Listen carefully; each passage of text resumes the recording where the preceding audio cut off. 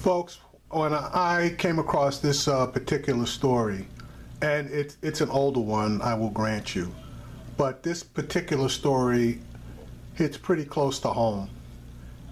And the story is from 2013. And obviously this is 2017, but this particular situation is still going on.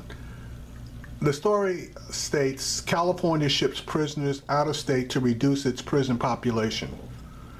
And California isn't the only state that does this. I don't know how many of you are familiar with CCA, which is the Corrections Corporation of America. It is the largest private prison corporation in the country, and it is steadily expanding. It currently has 90 facilities in 19 states. Those states are Arizona, Colorado, District of Columbia, that's not a state obviously, Florida, Georgia, Indiana, Kansas, Kentucky, Minnesota, Mississippi, Montana, Nevada, New Jersey, New Mexico, Ohio, Pennsylvania, Tennessee, and I saved the best for last, Oklahoma and Texas. Those last two states have the largest number of facilities in the corporation. Each of them has over 12 facilities. So 24 of the 90, over 25% of the facilities are in two states. And there's a reason why they have a lot of their facilities in Oklahoma and Texas. The monitoring of their facilities, to say the least, is extremely lax, i.e., they get away basically with violating pretty much any rule or regulation that they want to with very, very little oversight. Now, let me get back to this particular story, and then I'm gonna give you my own comments afterwards. Danielle Rigney's son was arrested and sentenced to 6 years in prison when he was 19. He spent 2 years in prison in California. Each weekend, family members or friends drove 4 hours to visit him. He got to see his sisters growing up. He got to keep up with their lives, she told True Out. We constantly talked about the future. In addition to weekly visits, Rigney's son also had a job in the prison and was on the waiting list for college classes and a technical training course. Doesn't sound too bad, does it, folks? Sounds like, yeah, this kid did something wrong, was arrested, convicted, but based on those last two sentences, it looks like he had the possibility of rehabilitation. He was going to do his time and be able to come out and get on with his life. Well, let me continue. In July, however, Rigney arrived at the prison only to be told that her son had been transferred to La Palma Correctional Facility, one of two Arizona private prisons owned by Corrections Corporation of America. Now, each visit requires round-trip plane tickets and costs Rigney's family nearly $1,000. Neither his father nor his elderly grandfather, who were able to visit him regularly in California, can make the 15-hour trip. His friends, who also visited him regularly, also cannot afford to visit him. Rigney is not the only Californian with an incarcerated loved one out of state, but she is one of the handful of family members able to afford to visit. I've visited 3 times so far, she said. There have been at most 10 other visitors when I've been there. In comparison, she noted that the visiting rooms at the California prisons were full. Now, in my opinion, and that's what it is, it's an opinion, they do this for two reasons. One, they need to keep particular prisons under a certain percentage of population in California. That percentage of capacity that they need to keep them at is 137% of capacity or below. Now, California was sued because of the overpopulation of its particular prisons, and that's why they contracted with the Corrections Corporation of America in order to transfer prisoners, out of California and into various other states. And incarcerating a person is not cheap, but the Correction Corporation of America has made this a science, and they are making hundreds of millions of dollars by housing the incarcerated. Let me continue. As of November 20th, 2013, California housed 8,302 of its state prisoners in private prisons in Arizona, Mississippi, and Oklahoma.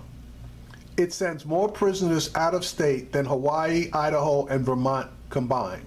And you'll note that I stated earlier that a lot of states are sending their prisoners or convicted felons, etc., out of state, and they are utilizing the CCA in order to accomplish this purpose. Why does California use private out-of-state prisons? In 2016, to alleviate prison crowding, then Governor Arnold Schwarzenegger signed an emergency proclamation authorizing California to transfer people to private out-of-state prisons without their consent. By 2011, more than 10,000 California prisoners had been transferred to 5 private prisons. That number still left California with an overcrowded state prison system.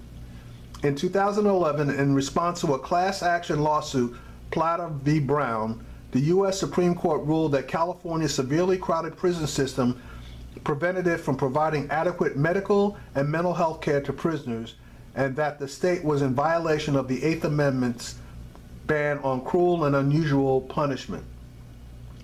It ordered California to decrease its state prison population to 137.5% of capacity.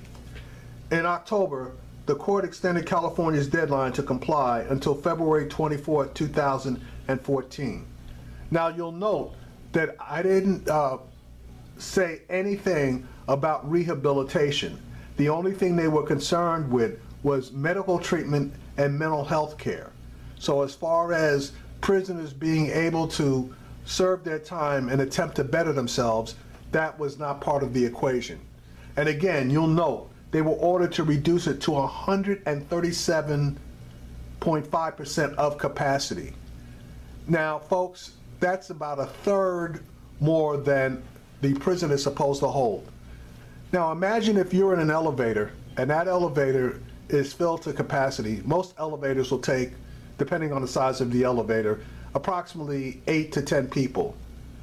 Well, if you got 10 people in an elevator and then you stick 3 more people in there, just how comfortable are you and all the people that are around you? It's damn near impossible to fit 1/3 more people than that elevator was designed to hold. i.e., that's why there are laws that you cannot overcrowd an elevator. But by law, California is allowed to overcrowd its prisons by more than 1/3. Talk about cruel and unusual punishment. It's ridiculous. Anyway, let me continue. This year, Brown revealed that the state's plan to reduce crowding includes sending an additional 4,000 people to private prisons in and out of the state of California.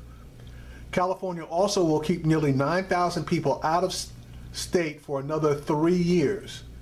In July 2013, the California Department of Corrections and Rehabilitation, CDCR, signed a 3-year contract renewal with CCA, and they've signed a new one subsequent to that, making an additional 8,988 beds available in its prisons in Arizona, Mississippi, and Oklahoma. In September, however, a 3-judge federal court ordered the Prison Law Office, which represents California prisoners in Plata, and the CDCR participate in meet and confer discussions.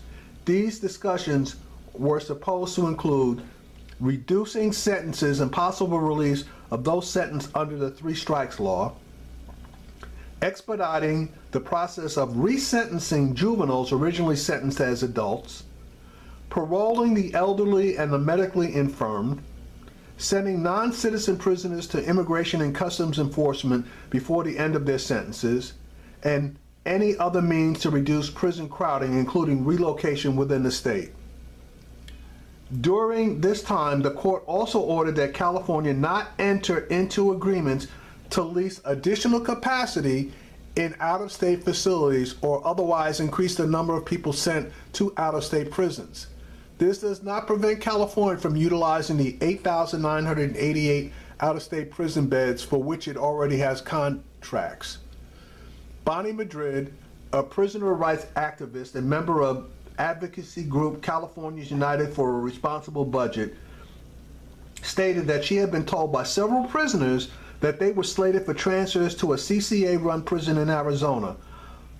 According to the CDCR weekly population report, the number of people in out-of-state prisons rose from 8,267 in November 13, 2013 to 8,302 the following week. So they were still shooting people out of the state of California. And on a personal note, they are continuing to do this to this day because I have a family member who this has just occurred to.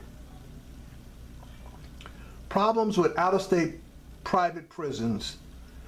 In 2010, the Office of the Inspector General issued a report listing concerns about conditions inside these private prisons, including insufficient security procedures, an unapproved use of force policy, the discarding of prescribed medications that arrive with a newly transferred prisoner, and prolonged placement in segregation.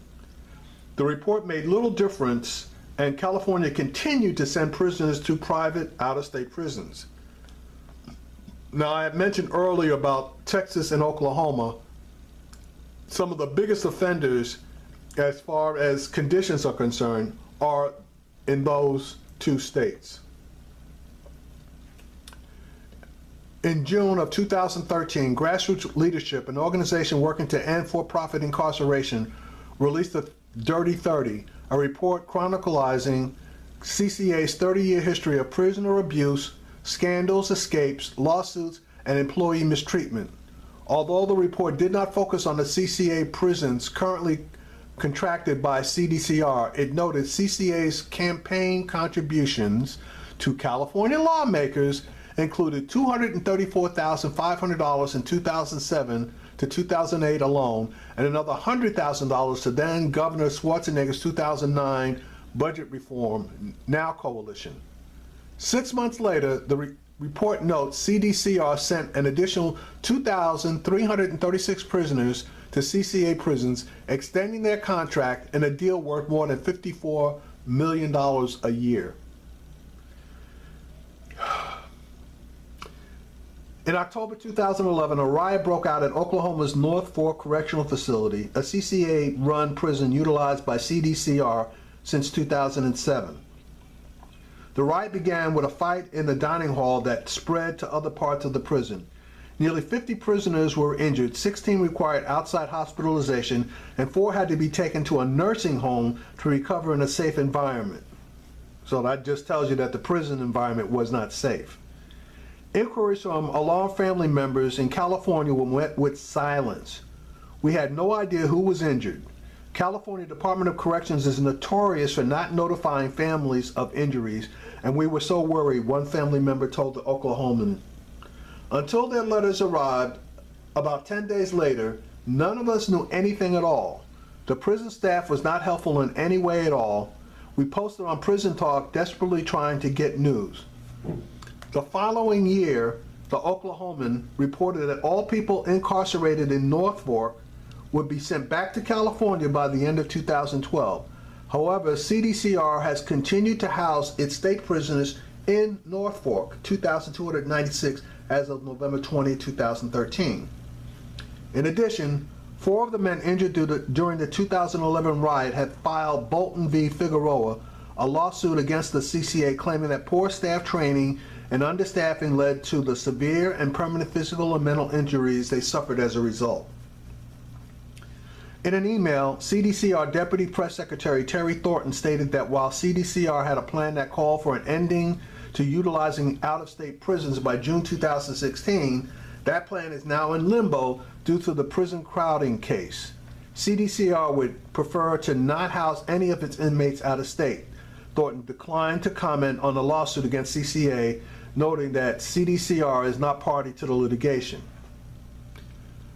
Rebecca Evanson, staff attorney for Prison Law Office, called the use of out-of-state prisons a short-sighted, unsustainable response to the court order. In a telephone interview, she pointed out that transferring prisoners out of state further disrupts ties to family and community. You think? People are less likely to commit new crimes when they have contact with their family and community, but it's extremely hard to keep these connections alive when people are sent to Oklahoma, Mississippi, and Arizona. Expanding in-state capacity. California also is expanding the number of in-state prison beds by adding beds to existing state prisons as well as by contracting with in-state private prisons. Under SB 1022, $810 million has been allocated for 3,000 infill beds, or beds to be added to an existing state prison. SB 1022 also includes $500 million for jail expansion, including new construction. Under realignment, people convicted of certain nonviolent, non-serious, non-sex crimes serve their sentences in county jails rather than state prisons. They are not counted as part of California's state prison population. 42 of California's 58 counties have plans to build new prisons. 36 of these counties are applying for SB 1022 funds to build new prisons, including women's jails or jails that with expanded units for women. People held in jails rather than state prisons are not eligible for release under programs such as California's Alternative Custody Program, which allows mothers convicted of certain nonviolent, non-serious, non-sex crimes to serve their sentences in the community. So what's next? Neither CDCR nor the Prison Law Office was willing to comment about the discussions.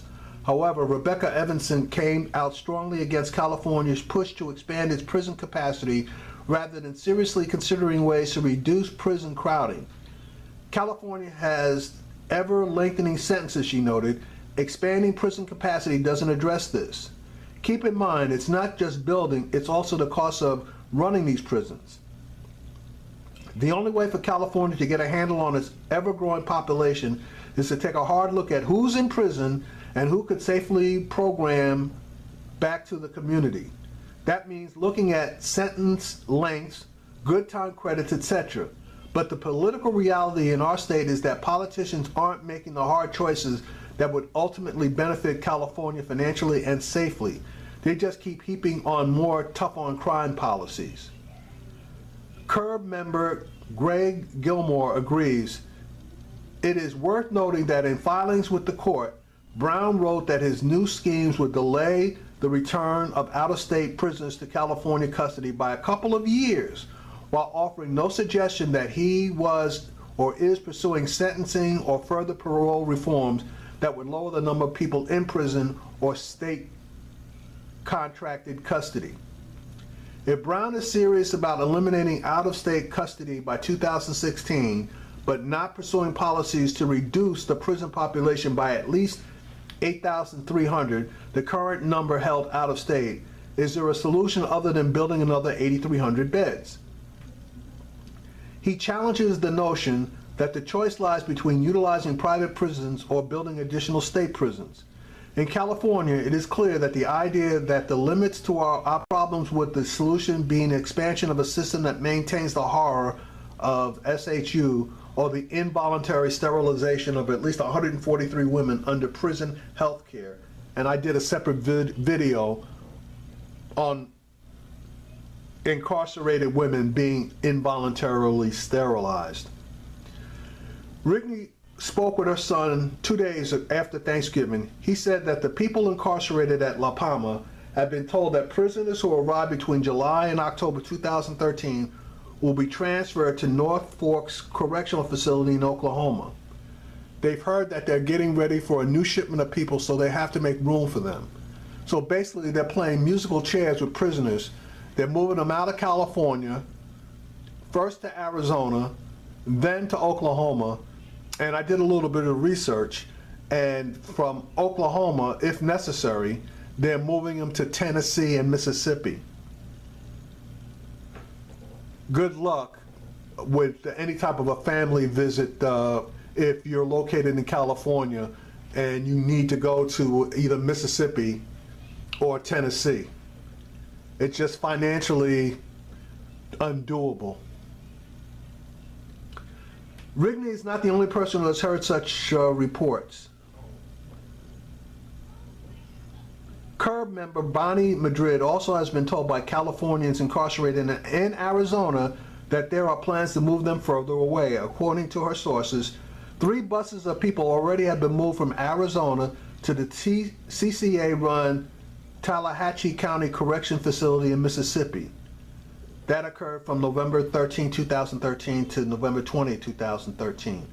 The number of people incarcerated in Arizona dropped by 72, while the number of people in Mississippi rose by 106. So again, people coming out of California, and now it looks like people coming out of Arizona because it looks like it started to reach capacity. Next stop, Mississippi. Meanwhile, Rigney has been speaking out about the impact of out-of-state transfers. In November, she attended a hearing called by the Select Committee on Justice Reinvestment and for the first time spoke publicly about her son's incarceration and the impact of his out-of-state placement on their family. She has been speaking out ever since. I am trying to keep him from serving a life sentence, which is what his 6-year sentence will be if he can't function on the outside, she told Truth Out. I want him to be able to serve his time, get out, and be free to live the rest of his life, having put all of this behind him. He'll only be able to accomplish this with the continued support of his family while he's incarcerated and after. He won't be free again until he is home. Rigney recalled the conversation she had with her son about her involvement in advocacy. He said, "There are so many people here who don't get visits and are suffering. They got visits regularly while they were in California, but here they tell their families not to incur the hardship, but they miss them," she recalled. He said, "Whatever you can do, do it. I want you to do this not only for me, but I want you to do this for everyone." Okay. This particular situation just occurred. I had a family member incarcerated, and his mother, sisters, and other relatives would visit him at least once a month or once every 2 weeks while he was in California. Now, his mother is in Texas, so she would fly like every 3 months to go visit him, but he has various other relatives in the state of California, and they would all get together and decide who would go visit just to keep a lifeline out to this kid and to keep his spirits up. Well, the kid got transferred around the state of California several times amongst the CCA facilities, but each time at least he was given some kind of a notice that he was moving to a different facility, and he was able to let his family members know where he was going, so that when they wanted to visit, they didn't have to go on a wild goose chase from one particular prison to another. And I gotta tell you, the drive from Los Angeles up to one of the prisons that he was at was approximately 4 hours one way. So what happened most of the time was a family member or members would drive up on Friday evening, get a hotel room for the weekend, and visit him on Saturday and Sunday. So he would get a double shot, basically once every other week, with a bunch of people visiting him. Now that he's being moved to Arizona, that particular piece is more than likely going to go away. He will not get the visits that he was getting in the past. Now, that's not to say that he won't get any visits, because there are some family members that are diehard about maintaining contact with him, i.e. the visits. So they, I guess, will find a way to make it from California to Arizona, whether it's fly or drive. And then the other relatives he has in Texas, depending on the specific location of Arizona, will probably go on a road trip driving from Texas to Arizona, get a hotel, and visit him over an entire weekend. I'm not really sure how that's going to work.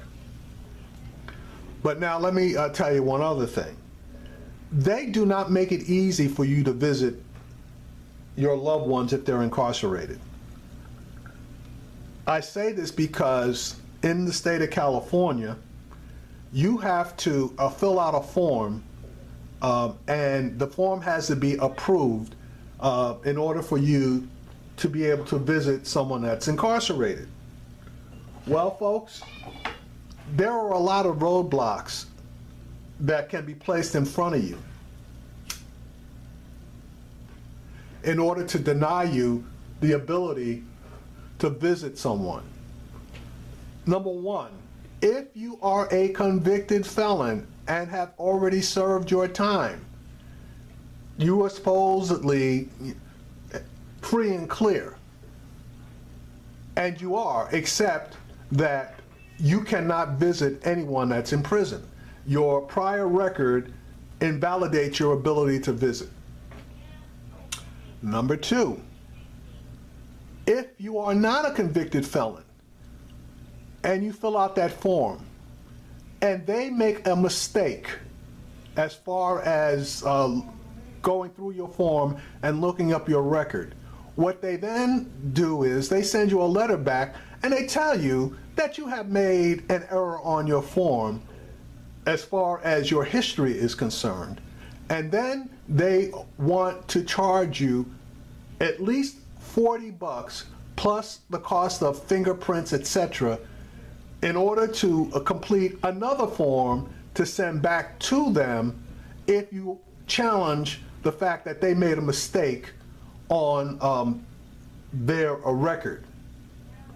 It can get pretty expensive, folks, just to visit, someone who you want to visit. And they end up making you pay to fix their mistakes. Number three, depending on the number of people that want to visit, and on holiday weekends it gets quite hectic, they can limit your visit to 30 minutes. Now, I don't know about you, but if I drove 4 hours one way to visit someone, I damn sure would want to visit them for longer than 30 minutes. And make it an hour if it's if you decide to stay overnight and try to do a twofer. So this is not about rehabilitation. This is not about people paying their debt to society. This is about the money. This is about private prison corporations making hundreds of millions of dollars, the incarcerated loved ones having to spend, I don't know, thousands of dollars to try to maintain contact, and the state really not giving a damn about either the person that is locked up or their family members who have done nothing wrong and basically just want to support their loved one. Life sucks. The system sucks, and there's damn little that we can do about it at this point.